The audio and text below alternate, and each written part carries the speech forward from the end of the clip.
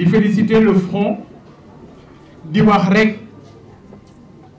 na président Macky Sall gëm yàlla parce que sénégalais yi desee lu ñu ko dara fal nañu ko ni ñu ko waroon a fale tey jii ñu ngi xaar mu delloo sénégalais yi li ñu ko joxoon dañu ko joxoon réew mu ne ñum waaye ngalawaay na góorgóorlu delloo nu réew mu ne ñum gi ñu ko joxoon suma kàddu bokk na ci wax ak ñi nga xam ne tey jii dañuy mbubboo les spoliés c'est important bu ñu kenn mbubboo madame Aminata Touré mi ma précédé léegi bi ñuy bind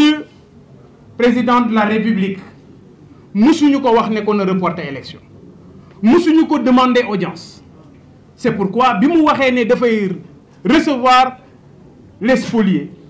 man ak moom bokk nañu ci ne duñu dem wuy ji ko parce que jàpp nañu ne ndaje moomu amul njariñ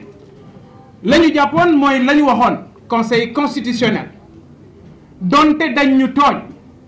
donte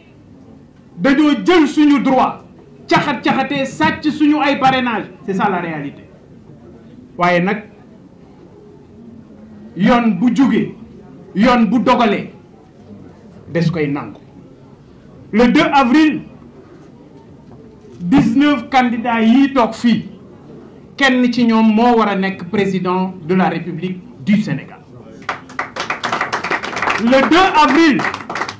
suñu contrat ak président Macky Sall jeex na le 2 avril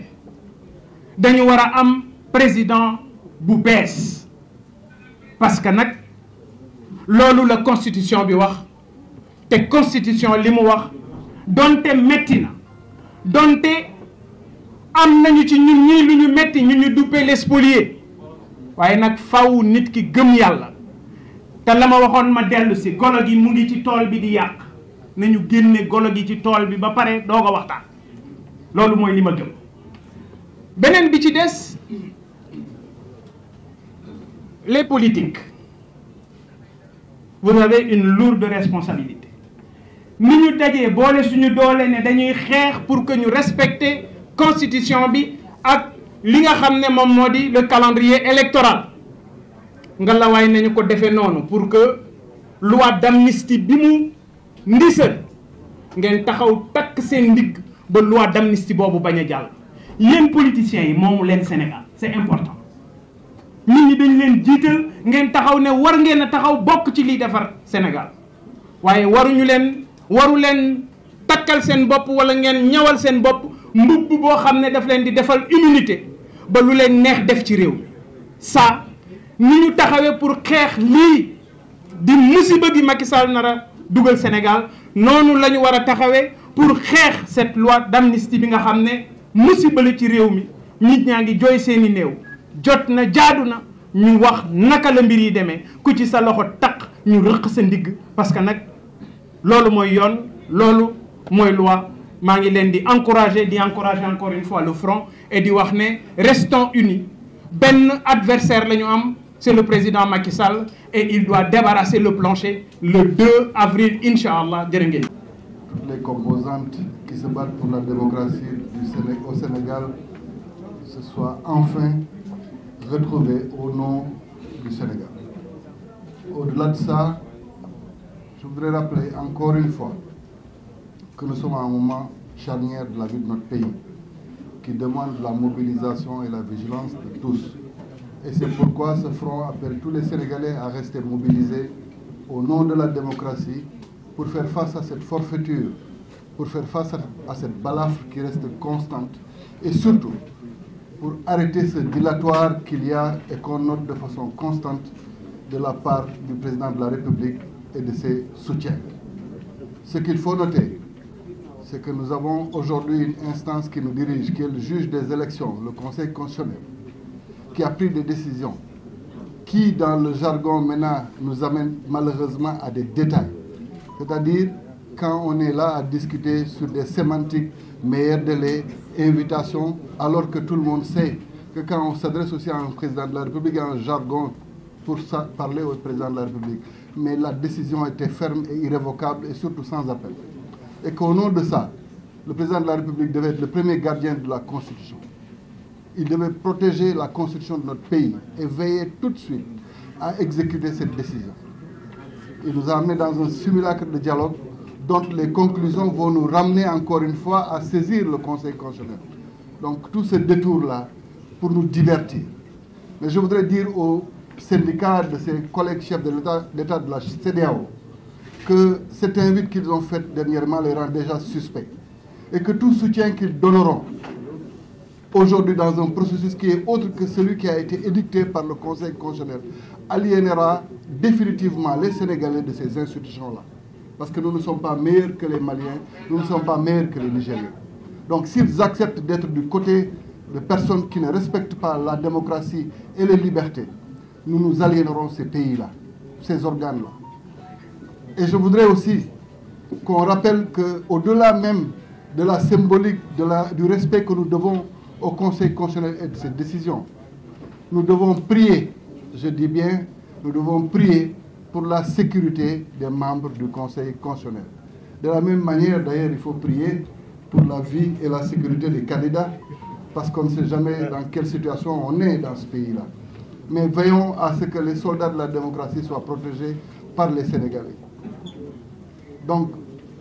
ce qu'il faut noter, c'est qu'à partir du 2 avril, que tous ceux qui pensent qu'ils peuvent signer avec l'État du Sénégal dans cette configuration comprennent qu'eux-mêmes se mettent dans un cadre d'insécurité juridique.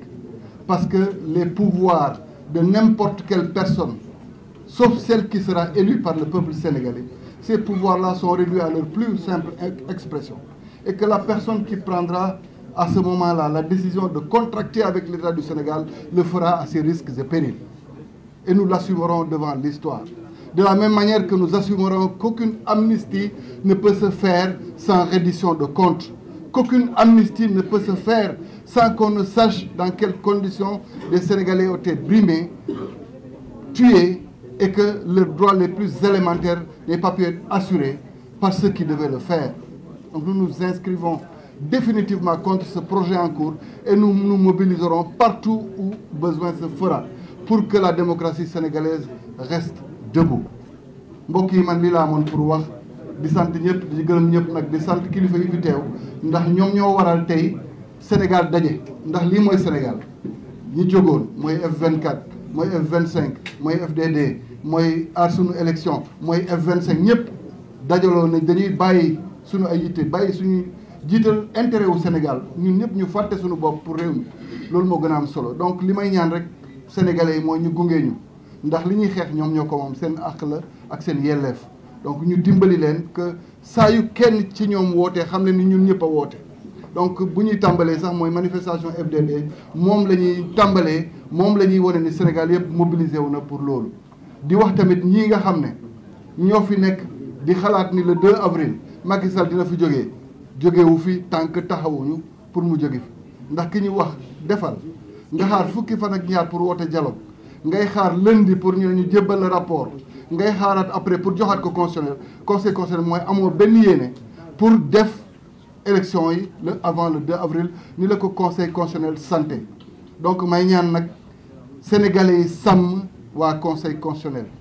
ñun dinañ jéem a sàmm sunu ak sunu yelleef ak sunu sécurité waaye ngalawaay ñaanal leen waa conseil constitutionnel Sénégal sàmm leen ci jàmm ak salaam salaamaaleykum.